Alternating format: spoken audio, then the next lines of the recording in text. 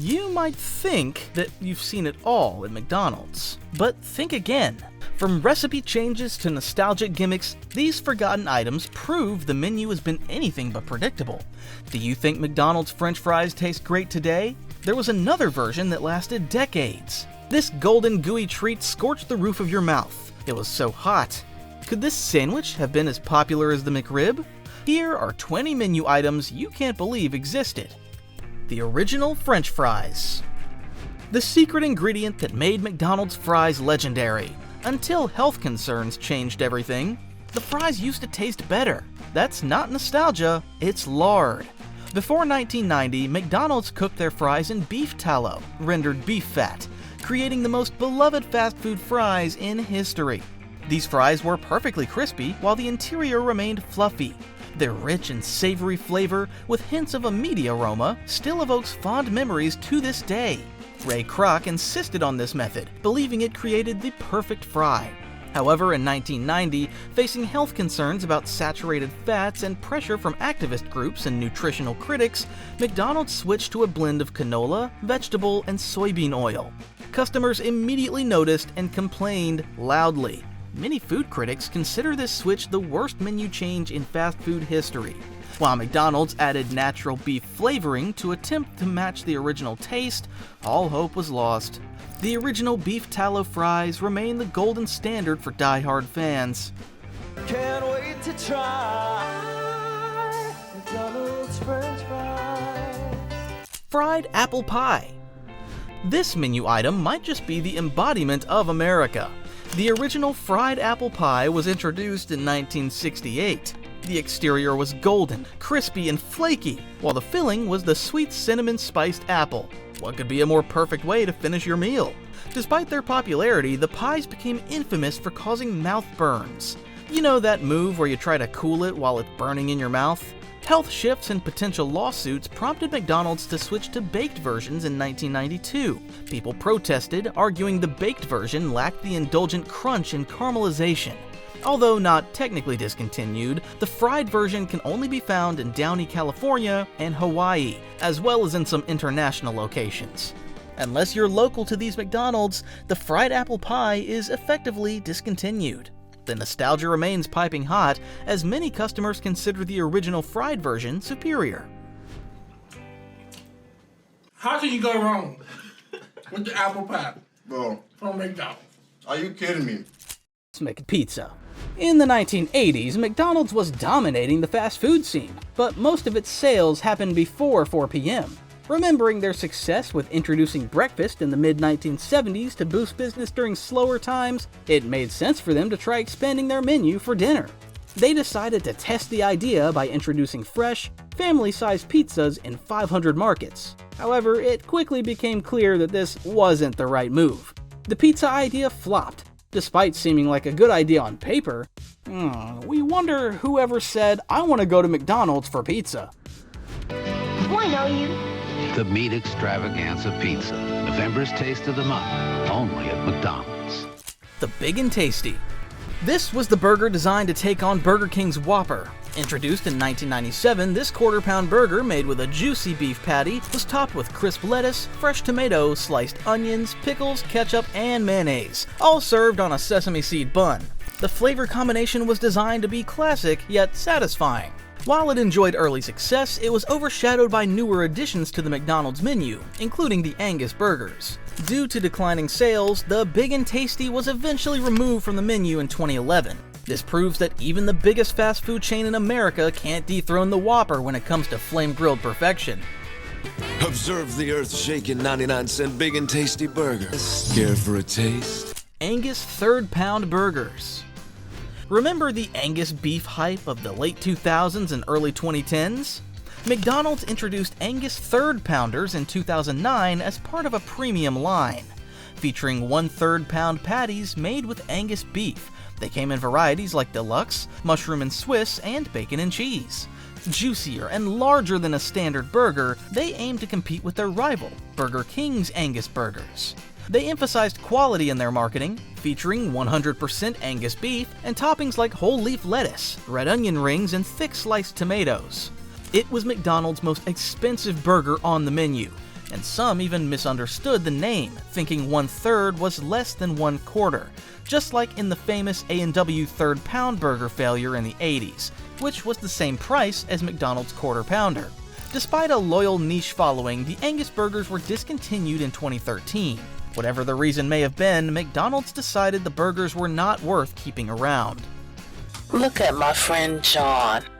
He seems so unsatisfied, but now he's about to have a McDonald's bacon and cheese third pound sirloin burger. The Hula Burger. The Hula Burger was introduced in 1963 as an offering for Catholic customers who avoided meat on Fridays during Lent. It was compared to the Filet-O-Fish to see which burger fared better. It was a vegetarian sandwich featuring a slice of grilled pineapple topped with cheese. That's it, pretty simple. The Filet-O-Fish won and earned its place on the permanent menu. The Hula Burger, however, was a failure. Customers found the combination of pineapple, cheese, and bread unappetizing. If you're wondering, why don't they bring it back and add a hamburger patty? McDonald's introduced this concept in 1985 in Australia, calling it Golden Grill. It was available for a limited time, but didn't generate enough interest to continue, unlike putting pineapple as a topping on your pizza. Now is the time that we figure out once and for all why this burger couldn't beat the Filet-O-Fish. It's absolutely awful. It's disgusting. Never do this. McAfrika. Okay, just the name of this product, you know it's not a good idea. McDonald's in Scandinavia sought to capitalize on the region's growing interest in international flavors. The McAfrika debuted in Norway and Denmark in 2002 as a limited-time sandwich featuring spiced beef, cheese, tomato, lettuce, and a mayo-based sauce with African spices, served in a pita-style flatbread. It sparked immediate outrage, as it was launched during a massive famine in southern Africa that affected over 12 million people across 6 countries. Critics slammed McDonald's for cultural insensitivity and tone-deaf marketing. McDonald's continued the campaign as planned through September 2022. They claimed the sandwich honored African cuisine and offered aid organizations the opportunity to display posters and donation boxes at their locations. However, the damage was done. Protests erupted, with activists calling for boycotts. Within weeks, facing mounting international pressure and negative publicity, they eventually discontinued it. It was reintroduced for the 2008 Beijing Olympics, and it was met with the same negative response. These incidents became a textbook case study of cultural insensitivity. However, the fast food company didn't agree to share proceeds from the sales and would later scrap the menu item instead. McStuffins. They tried to keep this sandwich unwrapped and not let the secret out, as in, no snitching, it might become a viral sensation. In 1993, McDonald's introduced the McStuffins. It was a French baguette with one end cut off, stuffed with meats, cheeses, and sauces. You can choose from teriyaki chicken, barbecued beef, pepperoni pizza, or Philly cheesesteak for only $2. They resemble Hot Pockets from the 1980s, but McStuffins was at least 6 inches long, a substantial sandwich. They were still easy to grab and go sandwiches, featuring a soft-baked bread exterior with creamy, gooey, and savory fillings. Sounds great, doesn't it? It's a mystery to us why they discontinued after a few months before most people even knew they existed. Perhaps that was the problem. No one talked about how great they were. They probably could have benefited from social media and food reviews. Let us know in the comments if you've tried the McStuffins. Nobody would buy this. This is like, it's okay, but it's nowhere near as good as a Big Mac. McSoup. This one might be a candidate for the Mandela effect, as the number of people recalling McDonald's McSoup is as scarce as finding information about it. McDonald's tested McSoup in select markets in the early 1990s, featuring varieties such as chicken noodle, broccoli cheese, and vegetable beef soup. They were served in styrofoam cups with a plastic lid that resembled the ones used for soup in hospitals. The soups were standard institutional quality preparations, thin broths with soft vegetables and meat pieces, similar in consistency to canned soup, which is precisely what they were. The McSoups were Campbell's soups in McDonald's packaging. McDonald's McSoups were only available for a limited time. You would think serving soups would be easy and would last longer, however, sales were low, and customers complained about the inconsistent temperatures. Given McDonald's track record with extremely hot foods such as coffee and fried apple pies, it's probably best. Number 3, either leave it in a hot car for 20 to 30 minutes so it melts to an oblivion, or stir it. It will become like a liquid, or as I like to call it, McSoup. Chopped beefsteak sandwich. Imagine if this sandwich had been given a chance. It could have been, at least, a cult hit. Inspired by home-cooked meat and potatoes meals, McDonald's introduced the chopped beefsteak sandwich in 1979. It was a savory, meaty sandwich with a ground beef patty thicker than typical burger patties. Onions added that crunch, and the sauce was a sweet version of A1 steak sauce. It was all served on a hoagie-style roll. Despite being well-liked by the few who tried it, the product struggled with poor sales and was unable to move past the testing phase. It didn't help that it was only offered after 4 p.m. as a dinner option. Customers preferred familiar and straightforward burgers. The chopped beefsteak sandwich was discontinued after a year. Nobody can do it like McDonald's can. We made it just for you. New chopped beefsteak sandwich, served after 4 p.m. McSalad Shakers. If your food requires you to do something other than unwrap and eat it, it will not be successful. In the early 2000s, McDonald's faced increasing pressure to offer healthier menu options. Their solution? Make eating salad more fun. The McSalad Shaker was a salad, served in a tall plastic cup that customers could shake to mix in the dressing. The reality, however, was less tasty. While the shaking aspect was a novelty, it didn't compensate for the inconsistent portions or the lack of salad ingredients. Some customers found their McSalad Shakers full of nothing but lettuce, while others complained that the shaking process left the salad soggy. By the mid-2000s, it was discontinued in favor of more traditional salads that didn't require shaking. Wow, that's quite a salad. Who's shaking up everything you know about salad? McRice Burger. Have you ever been on a diet and been offered a rice cake as a snack? How would you like to replace buns on a burger for these? In 2005, the McRice Burger was introduced in the Far East, including Taiwan, the Philippines, and Japan, where rice is a staple of the diet. It aimed to localize the Western burger experience by replacing traditional buns with compressed seasoned rice patties that held together surprisingly well, creating a chewy, slightly sticky texture. Fillings included teriyaki pork, beef, or chicken with Asian-inspired sauces. The rice provided a neutral, slightly sweet base that absorbed flavors differently than bread. Though it saw modest success in some regions, others rejected it for being too messy. The rice buns tended to fall apart if not devoured quickly. The 2010s gradually phased it out, though it occasionally reappears in Japan or Taiwan during special promos. If you happen to be in Japan and you want to try them, then make sure you get a drink, because they're mega dry. Onion nuggets.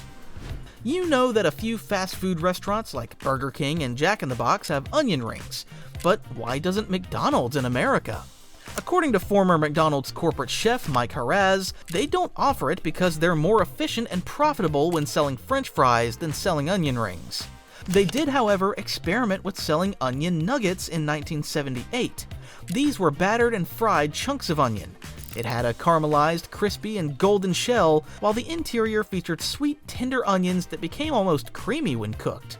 They were seasoned with spices that enhanced the natural sweetness of the onions. Some customers found them too intense or pungent, especially children. The preparation required separate fryers to avoid flavor contamination. As of 1983, onion nuggets were not selling well. McDonald's CEO at the time, Fred Turner, pivoted to sell chicken McNuggets instead. We know how that turned out. McDonald's attempted to revive onion nuggets in 1995 under the name McOnion Bits as part of their Taste of the Month promotion. Onions are so sweet. It's sweet, it's light, it's crispy. Chicken McNuggets Shanghai and Szechuan sauce. Let's stick with McNuggets. In 1986, it had been 3 years since the massive hit of McNuggets in America. McDonald's wanted to capitalize on the popularity of takeout Chinese food, and they did it with the Chicken McNuggets Shanghai. It transformed classic nuggets into a new cultural experience. The nuggets came served in a glossy black, gold, and red folding box with the classic Chinese takeout fonts. They were available in boxes of 9 or 20 pieces. Inside was a set of wooden chopsticks with directions on the wrapper on how to use them. 3 dipping sauces: Cantonese sweet and sour, Oriental hot mustard, and teriyaki, And, of course, a fortune cookie to finish your meal. The McNuggets Shanghai only lasted a year, leaving behind one of McDonald's most unique packaging concepts ever. Released alongside Disney's Mulan in 1998, Szechuan sauce was a bold, savory, and peppery sauce that resurfaced in 2017 thanks to the Rick and Morty animated series. It sparked a viral craze and chaotic limited re-releases in the years that followed.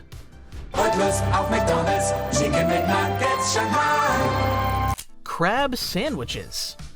Following the success of the Filet-O-Fish sandwich, McDonald's attempted multiple times to offer more seafood options, particularly with crab sandwiches. In 1992, McDonald's tested a crab sandwich in select East Coast markets, including Baltimore, to capitalize on coastal seafood preferences. It was called the Maryland-style crab cake sandwich. The crab meat was sourced from India rather than locally. Customers panned the taste, and it was gone. They tried again a decade later in 2003 in the Delaware, Maryland, and Virginia region, and called it the McCrab sandwich, which was also unsuccessful. Just to make triple sure, they tried their luck on the other side of the coast in the Bay Area in 2017. McDonald's recruited chef Ryan Scott, who has appeared on Top Chef and The Rachel Ray Show, to create the crab meat sandwich. It was made with snow crab meat, celery, seasoned mayonnaise, clarified butter, tomato, and romaine lettuce, all atop a sourdough bun. Despite positive reviews, sales were low, and the experiment was discontinued. The sourdough bread is beautiful. It's soft. The snow crab tastes so good. Gilroy garlic fries. Have you ever had an artisanal burger that came with a side of French fries sprinkled with flakes of parsley, and they tasted garlicky? Well, it was inspired by the Gilroy Garlic Festival in Gilroy, California, the garlic capital of the world. McDonald's introduced Gilroy garlic fries in 2016. These were regular McDonald's fries, hand-tossed with minced garlic, parsley, and Parmesan cheese, creating an aromatic and intensely flavored side dish. McDonald's marketed them as limited-time regional specialty, as the garlic used was from the Christopher Garlic Ranch, the largest and family-owned garlic producer in the U.S. They were available at approximately 250 McDonald's locations around the Greater Bay Area. The fries were a hit. Unfortunately, the messiness, inconsistency with preparation, and niche flavor kept it from expanding nationwide. Despite a strong local showing, it was quietly discontinued in 2017 after a 2-year run. Of course, garlic fries can only go uphill from those bottom of the barrel ones we had. It's McHotDog. You wouldn't expect this from a burger giant. McDonald's surprised many in 1995 when it introduced the McHotDog to the Midwest and select baseball stadiums. However, did you know that the original McDonald's barbecue in 1940's San Bernardino, California, predated McDonald's founder Ray Kroc and was famous for selling hot dogs with potato chips? Okay, back to the McHotDog. It was a simple hot dog with mustard, ketchup, and onions. It was marketed as a summer item, perfect for backyard barbecues or on-the-go meals. Their commercials conjured up imagery of classic American 1950s diners. Believe it or not, it was against McDonald's founder Ray Kroc's wishes never to serve hot dogs, as he wrote in his autobiography, Grinding It Out, The Making of McDonald's. He didn't trust the mystery meat that goes into making a hot dog. The McDonald's execs didn't heed this warning, and the McHotDog was a flop. It was quietly discontinued after only a few years, and McDonald's has stayed away from hot dogs since.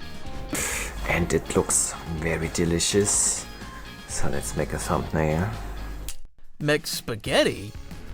Remember in the 80s when McDonald's offered McPizza? That didn't stop McDonald's from trying to offer more Italian food. In the late 1980s, McDonald's introduced McSpaghetti as part of an effort to diversify their menu.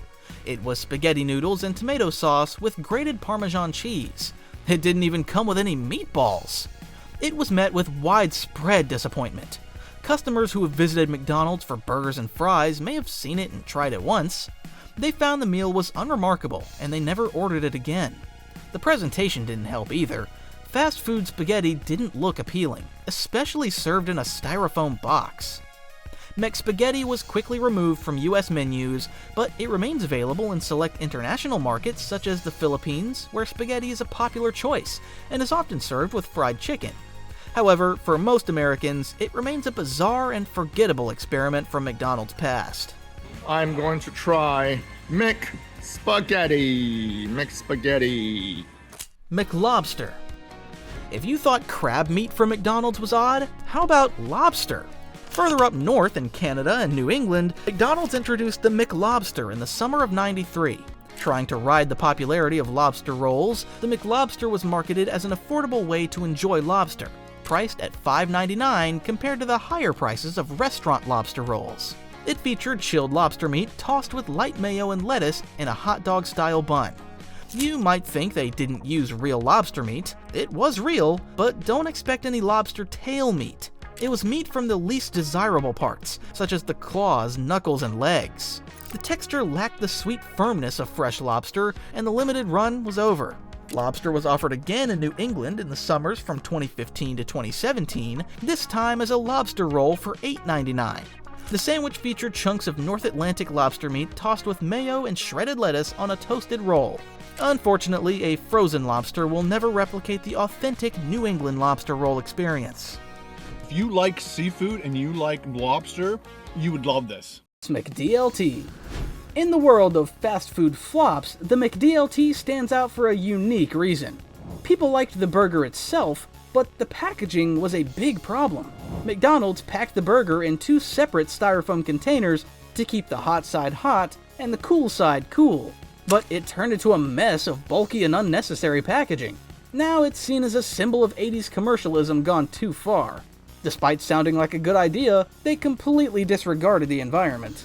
Could be the best tasting lettuce and tomato hamburger ever! There you have it. Do you agree with our list? Did we miss any? Let us know in the comments. If you enjoyed this video, watch another one. Here are 15 fast food menu items that disappeared for good.